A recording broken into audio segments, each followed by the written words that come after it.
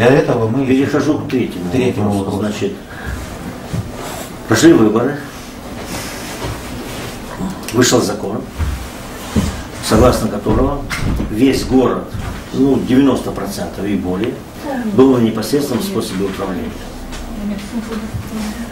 Для жильцов это был лучший вариант. Почему?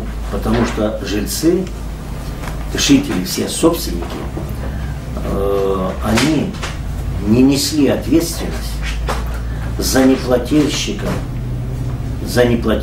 коммунальных услуг. То есть, если ваш сосед не оплачивал за тепло, за электроэнергию или за воду, то с ним по этим долгам работали поставщики коммунальных услуг. То есть это электрические сети, это Фортум, это МУПО. Понимаете? Законодательство поменялось.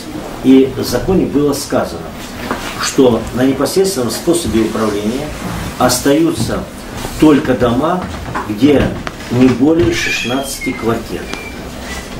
Поэтому дома, где 16 квартир не более, а таких домов у нас где-то за 200, это дома, в основном, то, что мы сейчас с вами говорили, по улице Артиллерийской, по улице Горькой, это, которые строили немцы, маленькие двухэтажные дома. И дальше они разбросаны, там и в Чурилово у нас есть, и на ПМС-42, то же самое Чурилово, хотя это уже не Чурилово, ПМС-42, и на нашей марке, стройгородок 1, понимаете, в 10-м ЖК, их везде понемножку есть. Эти дома остались на непосредственном способе управления. На остальных домах прошел выбор управляющей компании. И поэтому сейчас выбрана управляющая компания. Вот вы правильно сказали, существует 3 способа управления домом. Это управляющая компания, это непосредственный способ, часть домов осталась на непосредственном способе и ТСЖ. Вот такой расклад. Я вам все сказал. То есть, как я понимаю, Жилкомсервис сейчас официально по жилищному кодексу считается управляющей компанией.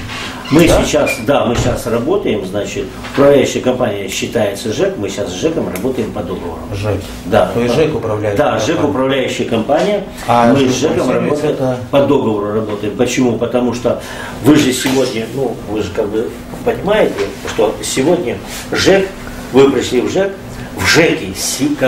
как и не было. То есть, когда мы с вами были молодыми и приходили... Да мы и сейчас молодые.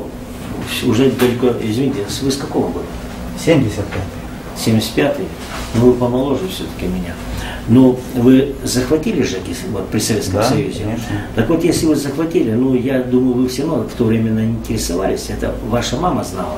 Она приходила в ЖЭК, в ЖЭКе был паспортист, в ЖЭКе был бухгалтер, в ЖЭКе был экономист, и не нужен был ни программист, ни компьютерщик, ничего не надо этого было. Понимаете? То есть сейчас был слесарь, плотник и прочее. Слесарь, плотник и прочее. Сейчас, значит, вы же понимаете, там электроника появилась, тут еще, сейчас уже, пришлось делить эту систему. И накладно сегодня на каждый ЖЭК держать там по бухгалтеру еще что-то. Проще, допустим, на 3 ЖЭКа одного бухгалтера. Поэтому все те функции, которые они же остались, ведь бухгалтера не обойдется, без экономиста не обойдется, без программиста не обойдется, без конструктора не обойдется, без сметчика не обойдешься.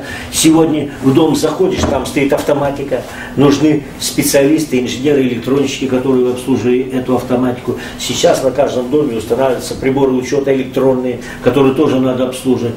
И поэтому ЖЭК с нами заключает договор по всем этим вопросам. И мы эти вопросы уже работаем и по ним отрабатываем. Вот такой расклад. Но этот расклад в данном случае что позволяет? Когда в ЖЭКе был свой слесарь, плотник и кто там еще, они работали по зарплате, допустим, условно скажем, 15 тысяч рублей в месяц. Сейчас же мы с каждого квадратного метра платим на уборку территории, на уборку подъезда и так далее. И раньше платили? Да, но сейчас выходит какая сумма? Сейчас с нашего дома по количеству квадратных метров жилой площади, в месяц выходит, мы только на уборку двора сдаем почти 100 тысяч рублей. А дворник получает 10 тысяч рублей. И вот 90 тысяч, которые мы отдаем на уборку территории, становится вот прибылью вот этих компаний-посредников. Вот это нам и не нравится, то, что цены намного завышены. Вот это людям не нравится. И вы еще сказали, раньше в каждом ЖЭКе был свой сметчик, бухгалтер, а теперь невыгодно держать. Да, а теперь выгодно держать одного бухгалтера на 3 ЖЭКа, да? То есть нагрузка на одного человека увеличилась многократно. И такой бухгалтер может совершать ошибки. Понимаете? Зачем сокращать? Тем более, что тут далеко ходить. Когда я разговаривал с нашим 7-м ЖЭКом, и мне Лариса Радисовна говорит, а что вы хотите? Мы же не справляемся с таким количеством домов. Ты посмотрите, сколько у нас домов. Там порядка 30 домов, по-моему. Я говорю, тогда вы не берите на себя такую нагрузку, с которой вы не справляетесь. Ведь вы деньги-то берете за обслуживание и содержание дома, а с нагрузкой тех проблем, которые существуют, вы не справляетесь. А мы-то платим за 100% решение проблемы. А 100% проблема не решается. И вот то гражданка Нефедова, которая 7 лет пишет жалобу, почините крышу, не решается. Это вы что, так оптимизировали работу ЖКХ-системы? Правильно это говорите? Поэтому вот мы задаем такие вопросы. А деньги-то вы платите 5 миллионов рублей в год. Только наш долг. Значит, я вам предлагаю, пожалуйста, в любое удобное для вас время вы можете подойти. Я посажу вас с нашим экономистом, мы вам сделаем всю полностью раскладку, все объясним. Хорошо. Вы просто можете позвонить в приемную, мне сказать, ну, за сутки. Да, за сутки. За неделю. Да, зачем за неделю? Это, за неделю как раз нельзя. Через неделю там заболел, там еще какие-то планы. Хорошо. Поэтому за сутки позвоните, сказать, сегодня позвоните, сказать, вот на завтра я хотел прийти. Я вас приму и посадим, вам все объяснять. Все полностью, до последней копеечки. Хорошо. Нет вопросов. Так, ну а я вам ответил на все по отчету, то есть вы... И то же самое по отчету, она все вам объяснит. Она вам даст отчет, и вы можете смотреть, все объяснит.